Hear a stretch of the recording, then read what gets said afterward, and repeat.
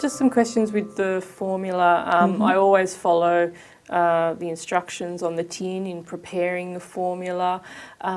Just with heating up the formula, how do you tell what is a good temperature? Okay.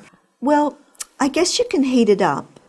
We're not supposed to heat it up in the microwave, but everybody does. So the most important thing about heating in a microwave is that you ensure that you shake it. So because microwaves heat unevenly, that you do it in short bursts, shake it up, and then always test it before you offer your baby, whether you heat it up in warm water, like in a jug, and you put it in a jug of warm water and heat it up that way, and that's the old-fashioned way.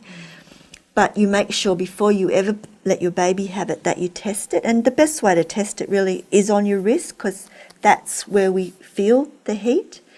And if it just feels wet, you don't feel either hot or cold, it just feels wet, then that's probably the best temperature for your baby to manage. You don't actually have to heat milk up. It's just that it's nicer, it's more comfortable for your baby to have it at body temperature. Straight out of the fridge is probably uncomfortable, it's too cold. But it's really, you make it up with, so say if you're going out and you're carrying your formula out and about with you, it's best to take the water separate, and you just have some bottles of boiled water all separate in your bag ready to go, and you keep your powder separate and you add the powder when your baby's ready to feed and shake it up. And it should be fine. You don't always have to heat it up. Most babies will take it just at room temperature, just like that.